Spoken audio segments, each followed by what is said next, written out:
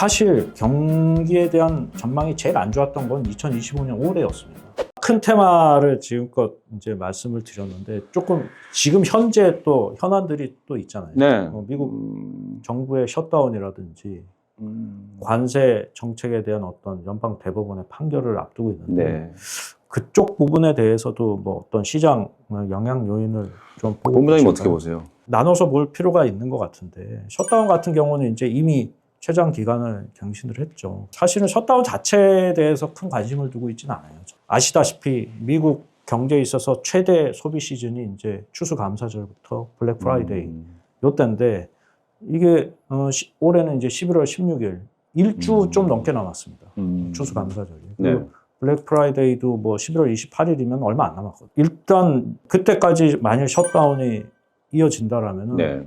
미국 소비는 올해의 소비는 크리스마스 시즌까지 별 기대할 게 없을 것 같아요. 내년도 미국 경기를 보는 주요한 컨센서스는 이게 골디락스냐 연착륙이냐 중에는 연착륙에 대한 시각이 조금 더 많은 것 같은데 연착륙 이런 부분들이 위협을 받는 게 아닌가 이런 좀 그 우려를 갖고 있습니다. 우려라기보다는 만일 그래서 경기가 안 좋아져서 기준금리를 미국 FOMC에서 인하를 한다라면 12월 달에 뭐 금리는 강해질 수 있으니까 채권 시장에서는 호재가 될 수 있죠.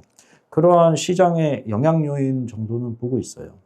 아직은 가능성이지만. 지금 미국 경제 이제 중위 소득 이하는 되게 힘들고 하는데 더 이상 힘들지 않았으면 좋겠어요. 중위권 이하가 너무 힘드니까 금리를 내려야 된다면 전 충격이 있다고 봐요. 차라리 인플레이션이 잘 안 내려갑니다. 그래서 금리 내리기가 참 어렵습니다. 차라리 이런 상태랄지. 그러니까 저는 현 상태가 제일 나은 상황이 아닌가. 근데 미국 경제를 얘기할 때 지금 미국 경제 성장을 K형 성장이라고 얘기를 하잖아요.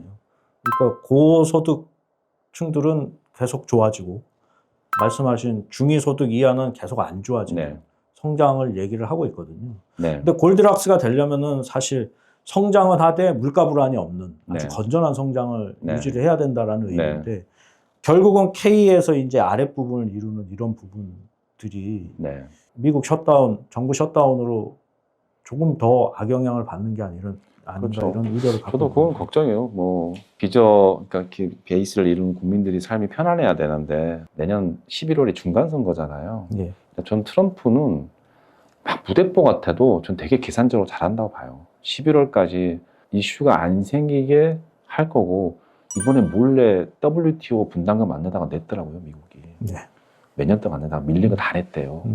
그래서 경제가 망가지게 하진 않을 거라는 걸 그냥 믿고 있습니다. 뭐 제가 어떤 뭐 정책적으로 거기에 자세히 알지는 못하지만 그냥 흘러가는 정황으로 봤을 때 트럼프는 망가지게 해서는 안 된다. 트럼프는 그걸 볼 것 같아요. 결국 셧다운의 효과에 대해서도 좀 네. 낙관적인 기대가 셧다운은 진짜 주식하는 사람들은 과장 좀 보태서 일도 걱정 안 합니다. 뭐 그냥 다시 뭐 한 달이 됐든 두 달이 됐든 최장 두 달도 돼도 뭐 긴급 예산을 해서 쓰는 거지 나라가 문 닫는 게 아니잖아요. 그냥 행정적으로 문 닫는 거기 때문에 과거에도 여러 차례 있었고 그래서 일도 걱정 안 합니다. 자, 그럼 국내로 시야를 돌려서 네. 기준금리 인하하면 주식시장도 좋죠. 별 상관 안 합니다. 아, 그런가요? 그러면은 현재 뭐 기준금리 결정에 주요 동인이 되고 있는 환율이라든지 네. 뭐 국내 집값, 부동산 불안 네. 뭐 이런 부분에 대한 제가 볼 때는 환율도 주식시장에서는 거의 뭐 크게 장기간에 급등하고 급락하는 게 문제인 거지. 기본적으로 서학개미들이 1,600억 달러라는 어마어마한 돈을 미국에 투자하고 있기 때문에 뭐 매도 압력이 많았겠구나. 그래 어쩔 수 없다 뭐 생각하고요. 제가 좀 여쭤보고 싶은 게 지금 금리를 결국은 못 내릴 것 같다는 얘기를 많이 하는데 그 이유하고 언제쯤 내릴 수 있는 거예요, 그러면? 그게 항상 우리나라 금리를 얘기할 때 미국 금리와의 어떤 커플링, 동조화를 전제로 얘기를 할 때가 많습니다. 근데 지금 상황을 놓고 보면은 우리나라와 미국과의 이 펀더멘탈 금융 환경 자체가 경제 체력 자체가 약간의 차이가 온도 차이가 있는 것 같습니다. 뭐 전반적으로 반대 방향이라기보다는 미국 같은 경우는 지금 아까 말씀드린 대로 영착륙이라든지 아니면은 추가적인 둔화에 대한 리스크를 조금 더 관심을 갖고 있는 반면에 우리나라 같은 경우는 내년도 성장률이 올해보다는 반등할 거에 대해서는 의심하는 시각이 별로 없는 것 같아요. 사실 경기에 대한 전망이 제일 안 좋았던 건 2025년 올해였습니다. 연초부터 트럼프 정부가 막 관세 폭탄 날리고 뭐 해방의 날 얘기하고 수출로 벌어먹고 사는 나라가 지금 수출이 풍전등화의 위기에 처했는데 경기에 대한 전망이 좋을 수가 없었거든요. 그리고 뭐 여러 가지 재료들로 봐서는 기준금리 인하를 통해서 경기를 부양하는 것만이 유일한 해법이다라고 시장이 모두가 시장 참여자들이 이렇게 생각을 했어요. 그런데 결과적으로 보면 수출도 나쁘지 않았고요. 물가도 생각보다 계속 높게 유지가 됐습니다. 물가가 원래 경기가 안 좋아지면 물가라는 건 이자율이라는 건 돈의 값이니까 같이 떨어지게 마련인데 올해 결과적으로 두고 보면 물가도 나쁘지 않았어요.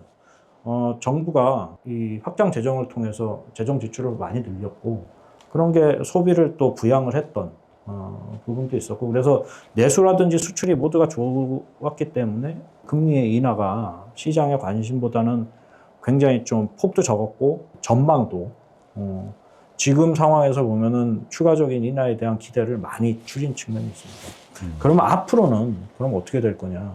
미국 같은 경우는 아직 통화 완화 기조가 확실히 유지가 되고 있어요. 그게 이제 언제냐? 12월이냐, 내년 1분기냐, 뭐 그 차이가 있을지언정, 기준금리 인하에 대한 확실한 어떤 믿음이 있고요. 특히 트럼프 정부가 엄청 압박을 하고 있죠. FOMC로 하여금 기준금리를 대폭 인하할 수 있도록 계속 연준 위원도 이 금리 인하 쪽의 인사들을 계속 밀어넣고 있고 있는데 우리나라 같은 경우는 현재 오늘자 최근 금리 수준을 보면 기준금리 인하를 더 이상 반영하고 있지 않습니다. 고고채 3년이라든지 10년물 금리는 거의 금리 동결 내지는 어떻게 보면 좀 인상까지도 반영하고 있는 것 같아요. 항상 보면 기준금리 인하에 대한 기대가 있으면 국고채 3년 금리는 기준금리 인하를 한 수준 또는 그보다 아래에 가 있기 마련이거든요. 그런데 우리나라 현재 시장 금리는 그 수준을 훨씬 더 상회하고 있기 때문에 우리나라에 있어서는 기준금리 인하가 조금 기대가 많이 완화된 측면이 있습니다. 이런 것들이 이제 연말에 시장 금리를 어떻게 가져갈 거냐. 이제 아시다시피 주식도 비슷할 거다라고 보는데 연말로 갈수록 이 시장의 거래량이 좀 줄어드는 부분들이 분명히 있거든요. 뭐 그런 부분들이 이제 시장의 금리를 조금 더 보수적으로 보게 하는 영향 요인이 있고요. 그리고 또 가장 큰 요인 중에 하나가 집값입니다. 기준금리 인하가 더 이상 없을 거야라고 기대를 하게 한 주된 요인은 하는 총재가 기준금리 인하를 결정하는 금융통화위원회에서 기자회견을 할 때 기준금리를 동결하면서 하신 말씀이 두 가지 요인, 부동산 불안정과 환율 때문에 앞으로 조금 더 지켜봐야 된다라고 말씀을 하셨거든요. 근데 한국의 M2도 미국처럼 이렇게 많이 풀렸다고 보세요? 많이 풀렸습니다. 확실히 많이 증가를 했고요.